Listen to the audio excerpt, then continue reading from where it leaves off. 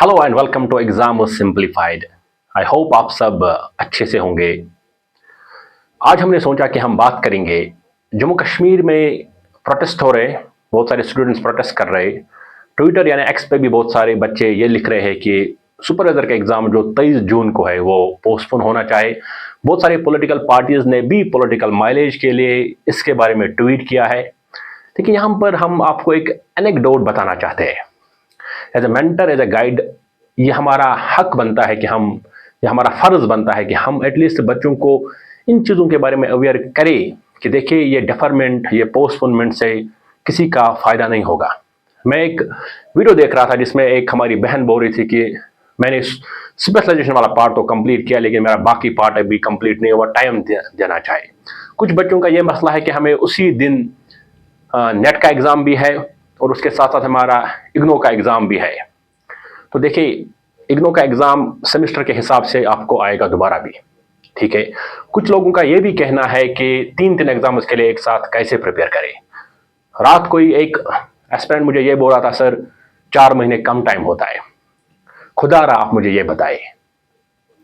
As a mentor आज मैं आपसे बात कर रहा हूँ, आप मुझे ये बताए कि फेब 2024 में यूपीएससी सीएसई के लिए नोटिफिकेशन आती है जिसको सिविल सर्विस एग्जामिनेशन कहते हैं, और जून 16 पहले शायद या मई 28 पहले एग्जाम था, क्योंकि इलेक्शन ईयर था तो उसकी वजह से वो पोस्टपोन हो गया। अब कल यानी कि 16 को आपका एग्जाम है, तो वहां पर भी वो 4 ही मंथ है, राइट।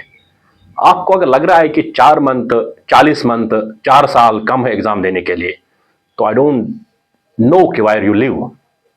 देखिए, बार बार हम we have been educating for this कि टाइम बाउंड मैनर में एग्जाम्स हो, टाइम बाउंड मैनर में रिक्रूटमेंट कंप्लीट हो, उससे सबका फायदा है। 2016, 17 और 18 जब केस एग्जामिनेशन के सबसे ज्यादा पोस्ट आए थे, 2075 कुछ पोस्ट थे जिसमें majority of the post administration के लिए थे।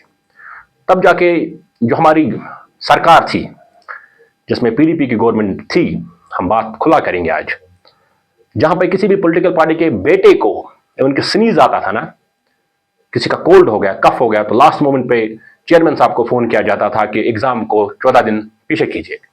बच्चे जो टिकटिंग लॉजिंग का अरेंजमेंट करते थे दिल्ली से जम्मू आने के लिए या दिल्ली से श्रीनगर आने के लिए, कोई नहीं सुनता था। 2019 आर्टिकल एब्रोगेशन के बाद वो डेफरमेंट वाला सिस्टम हमने कहीं ना कहीं नहीं देखा।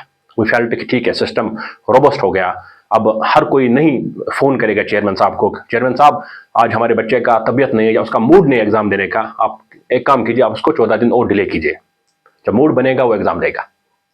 तो आज तलक बातें कर रहा हूं मैं, नहीं है इससे किसी को फायदा।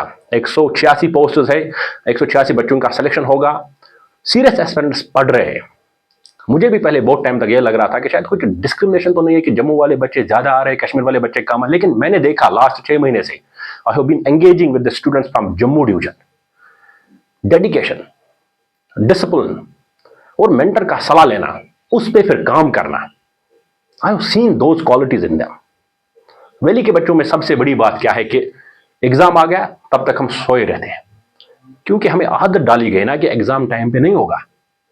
अब ये आदत बदलनी है, एग्जाम उस टाइम पे होने चाहिए और उसके लिए हम सबों को रेडी रहना चाहिए।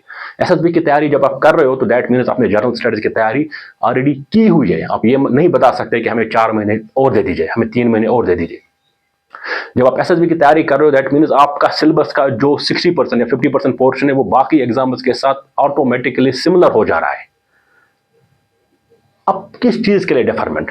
उन सीरियस एस्पिरेंट्स को आप नुकसान कर रहे हैं जिनके एग्जाम लाइन अप है, जिनका एग्जाम आज कल यानी कि 16 को यूपीएससी प्री देंगे, 23 को वो सुपरवाइजर का एग्जाम देंगे, उसके बाद 29 को जामिया मिलिया इस्लामिया का आरसीए का एग्जाम देंगे, उसके बाद जुलाई सेकंड वीक में वो असिस्टेंट डायरेक्टर का एग्जाम देंगे, उसके बाद केस प्रीलिम्स की तैयारी भी करेंगे साथ में, उसके बाद जो बाकी एग्जाम्स भी लाइन अप होंगे। आप उनके डिफरमेंट की बात करोगे, पोस्टपोन की बात करोगे, तो वायर विल दे गो?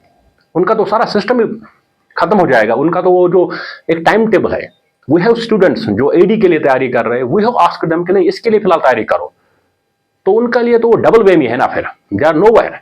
अगर ये एग्जाम डिफर हो गया ना, वो वहां रह गए ना वो यहां रह गए, तो we have to now time has come that we should stop this. We should stop asking for postponement of the exam.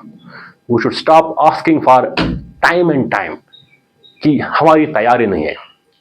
Notification आएंगे 2024 में, जो भी एग्जाम्स अब लाइन अप है, जब भी एसएसबी नोटिफिकेशन के लिए आएगा या पीएससी नोटिफिकेशन के लिए आएगा, तो आपको पहले ही रेडी रहना पड़ेगा उन एग्जाम्स के लिए।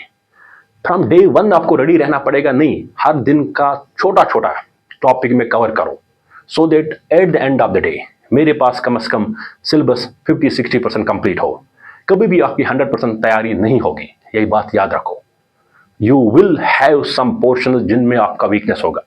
आई have been flooded by the messages of the aspirants कि सर डेफरमेंट नहीं होना चाहिए, कुछ बोल रहे कि डेफरमेंट होना चाहिए। नहीं, I am against deferment from the word go. कल आप एग्जाम लेना चाहोगे, बोलोगे कि नहीं 15 दिन के टाइम ड्यूरेशन में आपका एग्जाम है, तो be ready for that. Competition exam का नेचर ही है। ये एक्सक्यूज क्या है कि हमें 3 एग्जाम देने पड़े, हमें प्रेशर है, तो फिर किसने बोला आपको एग्जाम में बैठने के लिए? If you are not in a position to handle the pressure. UPSC में आप एक दिन 2 पेपर लिख रहे हो, विल यू आस्क यूपीएससी कि मेरे हाथों में दर्द हो रहा है, मैं 2 पेपर नहीं लिखूंगा? हमने जम्मू कश्मीर में वो भी देखा कि जहां पे लोगों ने बोला उसको कि नहीं सर, हम नहीं देंगे 2 पेपर के इस एग्जामिनेशन में दिन में, हमें एक पेपर रखो। वो दिन अब गए। फॉलो द सिस्टम के सिस्टम में जो रोबस्टनेस है उसको बरकरार रखना बहुत जरूरी है, और वो हम सबों के लिए, हमारी उन फीमेल एस्पिरेंट्स के लिए जो डेफरमेंट की बात कर रहे हैं। I want to ask them only one thing, deferment से आपकी प्रिपरेशन पे कोई ऐसा असर नहीं पड़ेगा, गारंटी लगे। 1 महीना और मिलेगा आपको, फिर वो लैक्सिटी आएगी, फिर बोलोगे फिर 1 महीने के बाद थोड़ा सा और ड्रामा करेंगे और 1 महीना मिल सकता है। हमारी भी रिक्वेस्ट यही है JKSSB LG साहब से भी कि एग्जाम टाइम पे होने चाहिए। जो एक ऑलरेडी डेट आया है 23 को, उसी दिन पे एग्जाम हो, सो दैट बच्चे आगे बढ़े, बच्चे दूसरे एग्जाम्स के लिए भी तैयारी करें, अपने वीकनेसेस को देखें, अपने स्ट्रेंथ्स को देखें, ताकि जिनका नहीं होगा वो कम से कम उन पॉइंट्स के ऊपर आगे चीज़ें और ऐड करें। आज का मैसेज मेरा यही है, क्योंकि मैं खुद इन चीज़ों से डिस्टर्ब हो गया टू बी ऑनेस्ट, क्योंकि वो नॉस्टैल्जिया फील हो रहा है कि हमारे साथ ये हुआ है। I have been the victim of those things. जब आप प्रिपरेशन करके जाओ और एग्जामिनेशन सेंटर में आपको बताया गया कि आज एग्जाम नहीं होगा, आप you have to now wait for other day, तो इन सब चीज़ों से किसी का फायदा नहीं है। आज शायद अलग बातें हमने किया, शायद सोच रहे होगा एग्जाम सिंप्लीफाइड के सर को क्या हो गया, लेकिन डेफरमेंट से कुछ नहीं होगा। आज पॉलिटिकल पार्टी जो इसके बारे में बात कर रहे हैं, जब बात करनी चाहिए थी रिजर्वेशन रूल्स के बारे में जिससे बच्चों का भविष्य खत्म होगा, तब किसी ने बात नहीं की। आज क्योंकि कॉमन चीज़ है, उससे पॉलिटिकल माइलेज मिलेगा, तो इसके लिए बात करें। ये हिपोक्रेसी थोड़ा सा खत्म करना पड़ेगा। As a teacher we have to ask straight forward questions. हम पॉलिटिशियन नहीं है। We are teachers, we train, we guide, we mentor students कि देख भाई ये सिलेबस है, पॉलिटी में ये पढ़ना है, ये पढ़ना है। हम ये नहीं बता सकते भाई ये छोड़ो, ये नहीं होगा, डेफरमेंट कराएंगे या बैकडोर एंट्री कराएंगे, हम वो एडुकेट नहीं करेंगे। तो I am saying only one thing, that is कि exam should be held on time, so that students, हमारे जो भी aspirants हैं, who have other exams lined up, they can smoothly plan for those exams also. Thank you very much.